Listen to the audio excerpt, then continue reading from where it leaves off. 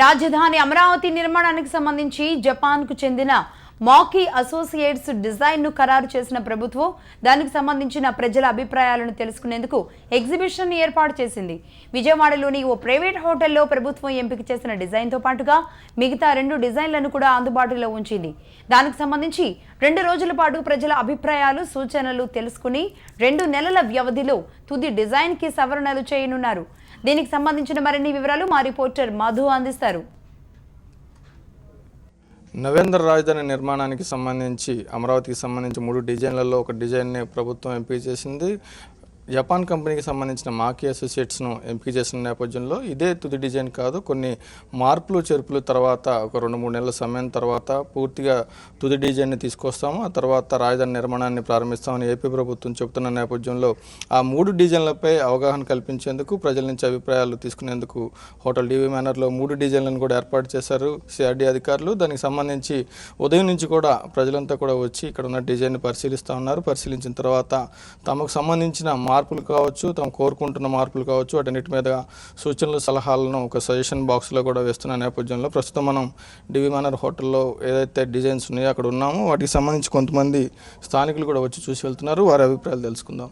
మీరు ఎక్కడి నుంచి వచ్చారు? టోటల్గా ఒక రాజధాని అమరావతి పీపుల్స్ క్యాపిటల్ అని ప్రభుత్వం చెప్తుంది, దీంట్లో మార్పులు ఏమైనా సూచించారో మీకు ఎట్లా అనిపిస్తుంది? క్యాపిటల్ యాక్చువల్లీ నేను విజయవాడ నుంచి వచ్చాను సార్.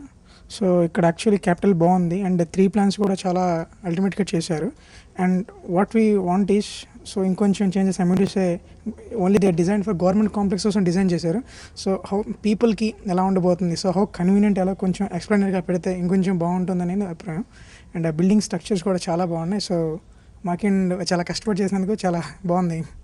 మొత్తంగా ఇంతకుముందు ఉన్న రాజధానులన్నిటి కూడా ఒక బెటర్ క్యాపిటల్ కడతామని ప్రభుత్వం చెప్తుంది. ప్రభుత్వం చెప్తున్న లక్ష్యానికి తగ్గట్టుగానే ఈ డిజైన్స్ ఉన్నాయని మీరు అనుకుంటున్నారా? అవును సార్, బికాస్ మనం కంపేర్ చేసుకుంటే వేరియస్ క్యాపిటల్స్ ఉన్నాయి, కానీ మన క్యాపిటల్ మన చంద్రబాబు నాయుడు గారు బాగా కృషితో చేస్తున్నారు కాబట్టి so it gonna be the people capital. So people choice కోసం ఇక్కడ పెట్టినట్టు ఉన్నారు కాబట్టి సో ప్రతి పీపుల్ చూసి దాన్ని ఓట్ చేయాలని ఆయన అందరి అభిప్రాయం కూడా ఆయన కోరుకున్నారు కాబట్టి అందరి అభిప్రాయం తీసుకొని క్యాపిటల్ కడతారు. సో అది మన పీపుల్స్ క్యాపిటల్, సో మన చాయిస్ అండి. సో మీరు చెప్పండి. నేను యాక్చువల్గా ఆర్కిటెక్చర్ డిపార్ట్మెంట్లో వర్క్ చేస్తాను. I just wanted to see how it's gonna be. I felt really good. Actually Maki and associates అని శిల్పకళ వస్తు మోడల్స్ ఆర్ రియలీ గుడ్. మొత్తంగా ఉదయం నుంచి ఎంతమంది జనం వస్తూ ఉన్నారు? వారు మీ దగ్గర నుంచి ఎటువంటి సందేహాలు అడుగుతున్నారు? మీరేం చేస్తున్నారు? ఇంచుమించుగా అది చాలా యూనిక్ ఆపర్చునిటీ అండి. మనకి ఇక్కడ విజిటర్స్లో ఆర్కిటెక్చర్ కాలేజ్ నుంచి వచ్చే స్టూడెంట్స్, నెక్స్ట్ ప్రొఫెసర్స్ కూడా వచ్చి ఉన్నారు, నెక్స్ట్ చాలా ఆర్కిటెక్చర్ ఫర్మ్స్ కూడా వచ్చి ఉన్నారు.